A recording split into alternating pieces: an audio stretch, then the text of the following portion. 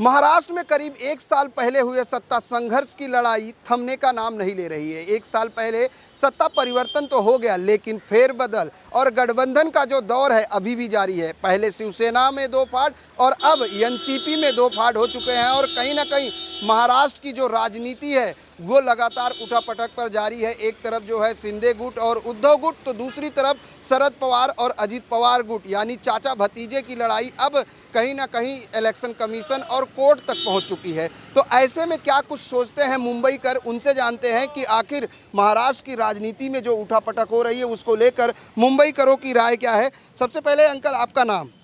मेरा नाम है राम सजीवन पांडे, भूतपूर्व एसीओ कांग्रेस। जानना चाहेंगे, जिस तरीके से आज महाराष्ट्र की राजनीति में उठापटक है, इसको लेकर क्या कहेंगे? ये बहुत बड़ी गंदी राजनीति चल रही है। आज तक मैं ज़िंदगी में देखा नहीं, आज तक मैं ज़िंदगी में ऐसा देखा नहीं। तोड़ फोड़ की पार्टी जो चल रही है और मोदी जी को सब मालूम है, लेकिन जानबूझ करके कर रहे हैं और चुप बैठ जाते हैं अपनी गद्दी पर। जबकि करप्ट जो है, आज अगर देखा जाए तो यहाँ से लेके मैंने देखा है कि यहाँ का नगर सेवक हो या पहले वाला हो या भूतपूर्व हो, किसके पास क्या था उसको मैं हवाई चप्पल में देखा था, आज वो भी जहाज से चल रहा है। सवाल यह है कि आज जिस तरह से महाराष्ट्र की राजनीति की बात करें, पहले उद्धव गुट यानी शिवसेना में दो फाड़ हुए और अब एनसीपी में दो फाड़ हो गए। अब महाराष्ट्र की जो सरकार है तीन दलों की सरकार हो गई, यानी तीन इंजन हो गए। असल में ऐसा है कि आप देखते रहिए, महीना दो महीना के अंदर एक कांग्रेस और उद्धव गुट और शरद पवार गुट, शरद पवार का, ये तीनों एक होंगे और इनको ऑलरेडी महाविकास अघाड़ी में तो एक ही है। महाविकास आघाड़ी ही चलेगा और विकास आघाड़ी ही सक्सेस होगा। अजीत पवार भी गुल होंगे और शिंदे भी गुल होंगे, 12 उनके गुल होंगे, 16 उनके गुल होंगे। ये पक्का 101% है। तभी देवेंद्र फडणवीस को मालूम पड़ा कि हमको है तो इस तरह से क्रियाकलाप खेले हैं, लेकिन कामयाब नहीं होंगे। क्या कहेंगे आज जिस तरह से महाराष्ट्र की राजनीति में उठापटक हो रही है, अगर बात करें तो आपसे जानना चाहेंगे, आप युवा हैं, आज महाराष्ट्र की राजनीति में जिस तरह से उठापटक है, एक दूसरे को जो है गठबंधन तोड़ जोड़ की राजनीति की जा रही है, ऐसे में क्या सोचते हैं? हमारे सोचना ये है कि गठबंधन की राजनीति बहुत बेकार राजनीति है यहाँ की, और जो है यहाँ की जो व्यवस्था है उद्धव साहब की और शरद पवार की और इन अपने राहुल गांधी जी की, ये सब मतलब विकास के कार्यों के हेतु नहीं है। आज महाराष्ट्र में लगता है कि अब तीन दलों की सरकार जो है वो विकास करेगी? हमें तो नहीं लगता है करेगी। क्या कहेंगे जिस तरह से अब जो है तोड़ जोड़ किया जा रहा है, विधायकों को इधर से उधर लाया जा रहा है, कहीं ना कहीं फिर से एक साल पहले वाली कहानी दोहराई जा रही है? एक साल पहले का, इसके पहले भी हो चुकी है। लेकिन पहले शिवसेना और शिंदे के में दो फाड़ हुए थे, अब एनसीपी में भी हो गए। क्या लगता है एनसीपी किसकी है, शरद पवार या अजीत पवार? No idea.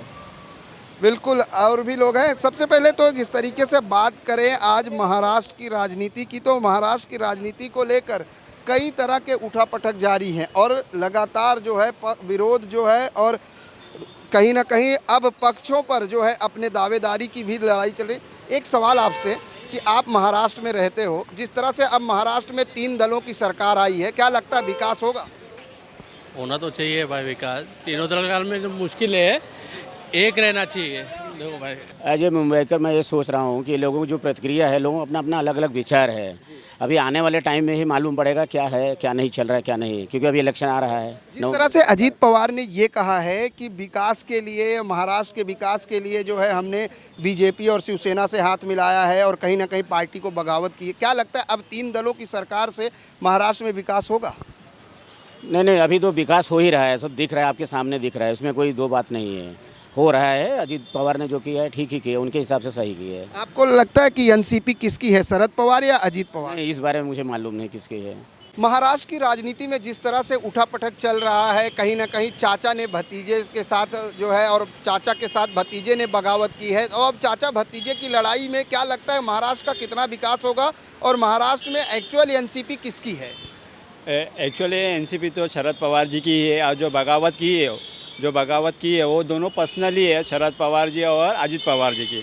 और जो विकास महाराष्ट्र का हो रहा है वो तो देवेंद्र जी और एकनाथ शिंदे जी से हो ही रहा है, जो पिछले 2.5 साल में नहीं हो रहा था, जो अभी गति से हो रहा है। और इनकी सोच के हिसाब से देवेंद्र जी और शरद पवार जो है उनको छोड़ के, पर देवेंद्र जी और एकनाथ शिंदे जी जो कर रहे विकास, उनका इनकी सोच से ऐसा है कि जो उनके इलाकों में, जैसा शरद पवार की और अजित पवार का जो इलाका है, जो जैसे जहाँ से साबरमती बारामती वगैरह जो है, उनके जहाँ विकास नहीं हो पा रहा था, तो उनको लेके ये उनके भी जगह का, उनके भी एरिया का विकास करना चाहते हैं। इसके लिए देवेंद्र जी ने और एकनाथ शिंदे जी ने दोनों को एकत्रित किया है और अजित पवार को साथ में लिया है। इस तरह से कहीं ना कहीं आपको नहीं लगता कि अब चाचा से बगावत कर और पार्टी पर जो हाईजेक करने की कोशिश अजित पवार कर रहे हैं?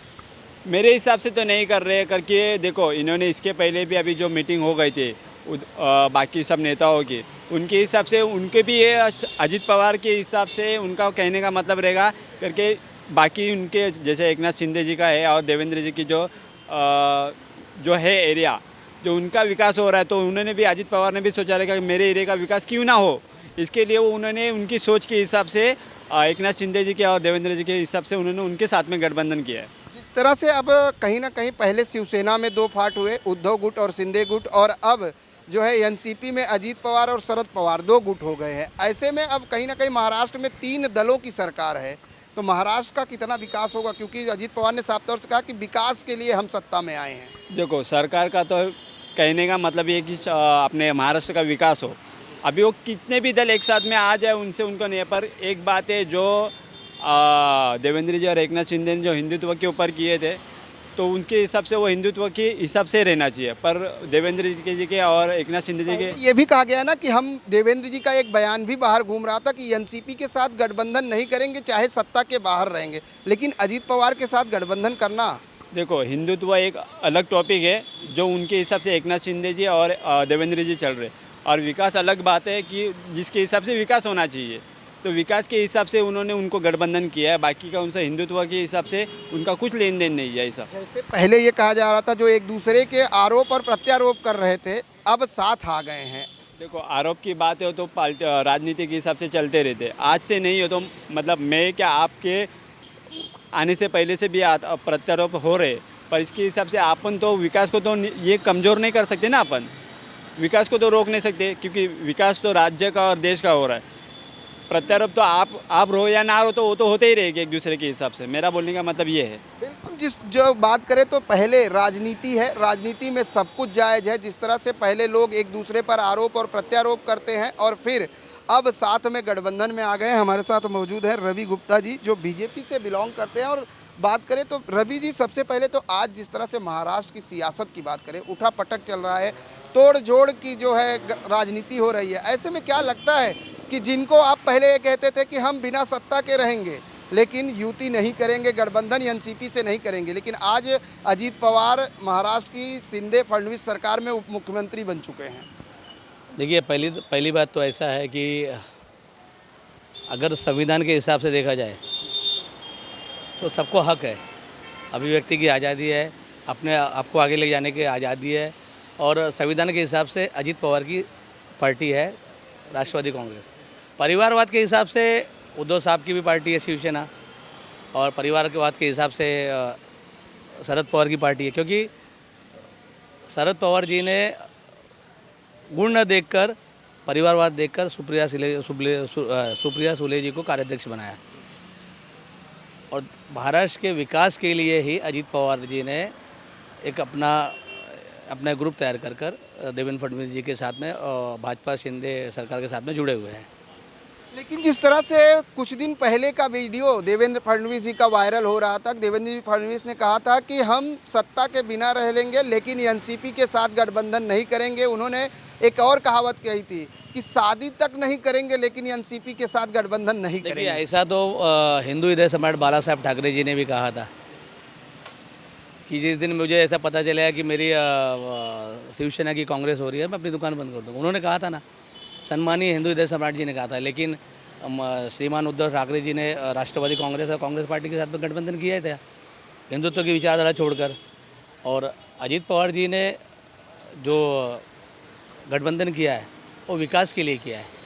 2024 में वो भी मानते हैं कि 2024 के लिए नरेंद्र मोदी जी जैसा कोई नेता नहीं है, और 2024 की तैयारी के हिसाब से अजीत पवार जी ने महाराष्ट्र में देवेंद्र जी और शिंदे साहब के साथ में गठबंधन किया है। ये जो गठबंधन और तोड़जोड़ की राजनीति हो रही है, कहीं ना कहीं ऐसा तो नहीं कि बीएमसी चुनाव सर पर है, आगामी 2024 में विधानसभा लोकसभा चुनाव है, इन चुनाव के मद्देनजर हो रही है? हो सकता है, लोकसभा की तैयारी है। देखिए, देश के लिए नरेंद्र जी बहुत ज़रूरी है। आपने पिछले 9 साल का कार्यकाल देखा है मोदी जी का। आज भारत का स्तर कहाँ से कहाँ पहुँच गया कि दूसरे देशों के प्रधानमंत्री हमारे देश के जो नरेंद्र मोदी जी प्रधानमंत्री उनके पैर छूते हैं। ऑस्ट्रेलिया के प्रधानमंत्री बोलते हैं कि मोदी जी बॉस। अमेरिका के प्रधानमंत्री उनकी सराहना करते हैं। लेकिन सवाल तो ये भी है, क्योंकि बीजेपी से, जैसे आपने कहा, देश के लिए प्रधानमंत्री नरेंद्र मोदी, तो ये शिवसेना द्वारा एक होर्डिंग भी लगाई गई थी, देश में नरेंद्र, और यहाँ पर जो है महाराष्ट्र में एकनाथ शिंदे जी। उसके बाद क्या अंतरिकला था? नहीं, अंतरिकला नहीं था, वो तो थोड़ी भूल चूक हो गई थी और वो तुरंत हटा लिया गया और उसको सुधार दिया गया था। तुरंत सुधार लिया गया था कि आप मानते हो कि नहीं बात को। तो देखिए, हर एक पार्टी में, हर एक परिवार में छोटा बड़ा कभी कभी हो जाता है, लेकिन उसको बैठ कर सुलझा लिया जाता है। सुलझा लिया गया था बात को।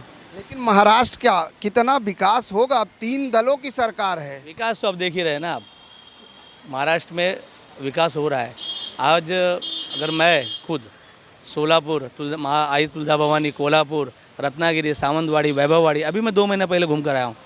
इतने अच्छे रोड बनाए गए, इतने अच्छे रोड। देखिए, अगर रोड अच्छी है, सड़कें अच्छी है, पर्यटन का बढ़ावा मिलता है।